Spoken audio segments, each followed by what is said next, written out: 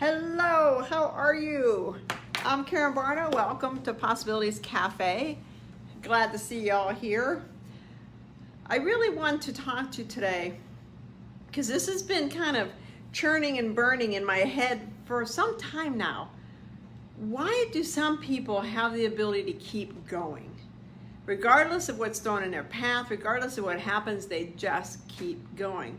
While other people, they don't. They stop, they sputter, they take 2 steps forward, 6 steps backwards. I'm always baffled by what is the difference.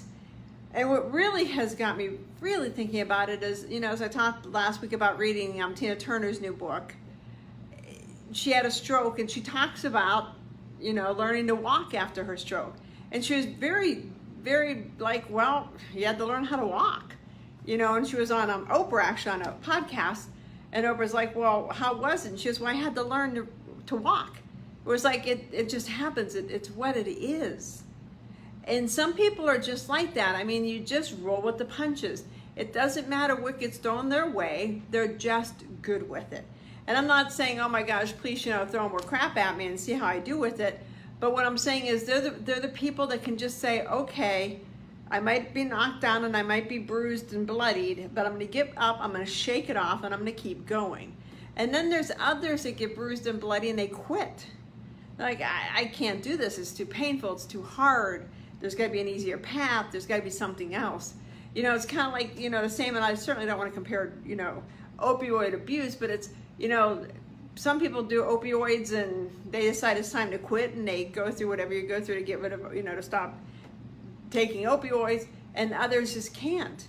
And I know it has to be the mindset. It's the mind that I don't know if you're raised with it. I don't know if it's inherent. That's what I mean. I really would love to know people's opinions on this, because I just can't put my finger on what makes one person be able to get up at the end of the 9 rounds of a boxing fight and crawl out the door knowing that the next day they're going to be back in the door ready to fight again.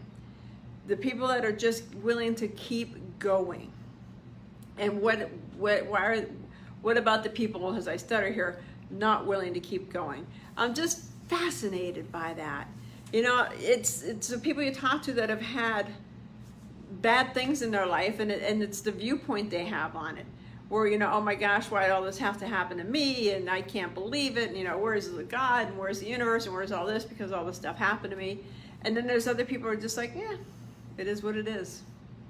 And I'm in the category where I will crawl out at the end of 9 rounds and be bloodied and bruised and, sobbing and knowing this is, can't go. And I'll be the one back in the next day going, okay, I got this. How do we do this? How do we keep going?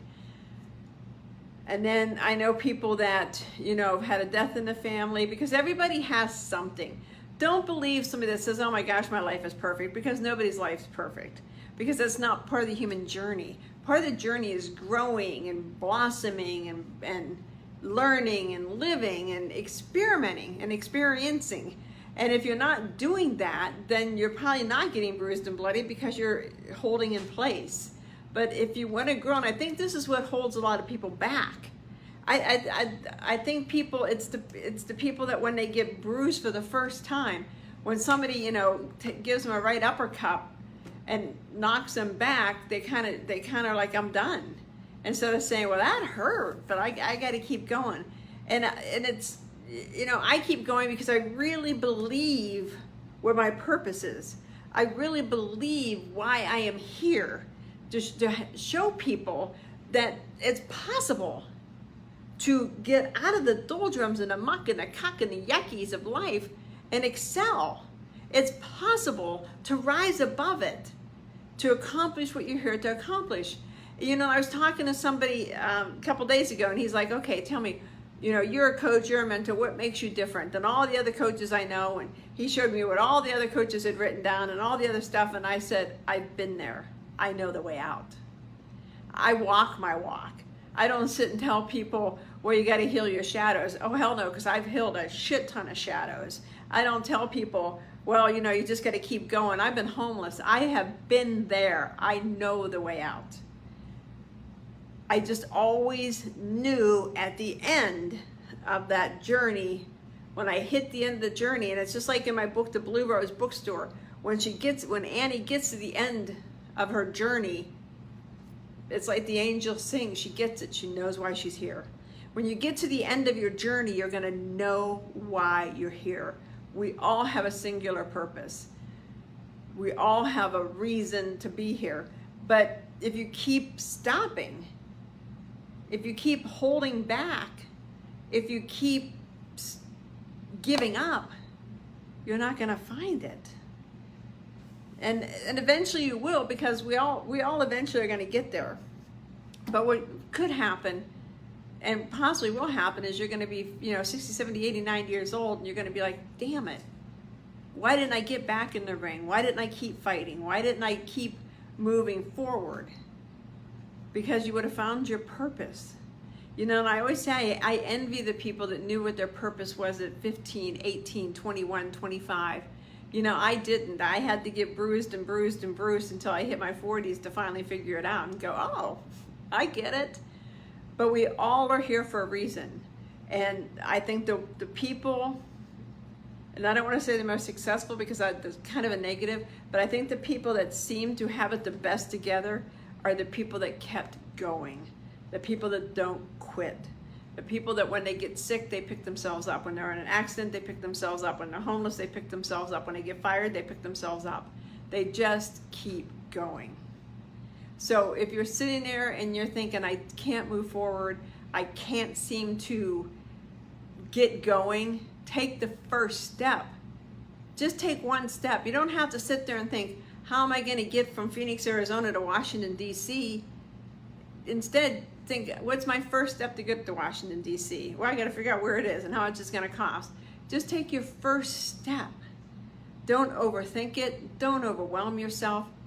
Take your first step and know that there's going to be great times, and there's going to be bad times. I've had the highest of highs and the lowest of lows. But when you have the highest of highs, or really, let me reverse that. When you have the lowest of lows, it makes you appreciate the highest of highs. And conversely. So keep going. Don't stop. You're here for a purpose. Find your purpose, and you'll be so happy. If I can help you, let me know. Like I said, when you get to the end of the Blue Rose Bookstore, and I'm not going to give it away, but when you see everything Annie went through to get to the end to find out, that's my reason. Her aha moment, her I'm no longer at the intersection of life moment. It's all worthwhile. So let me know if you guys have any questions. You can write them in the comments below. If you're on my YouTube channel, which is growing and growing, my YouTube's, I'm up to like 30 subscribers. Feel free to leave your comments there. Otherwise, I'll talk to you guys tomorrow. Have a great day, and here's to love and gold dust in the air. Talk to y'all later. Bye-bye. Oh, and buy my book. Get my ebook on Kindle. We're trying to get it to a bestseller. I was up to number 11. Woo! Thanks a lot, you guys. Bye-bye.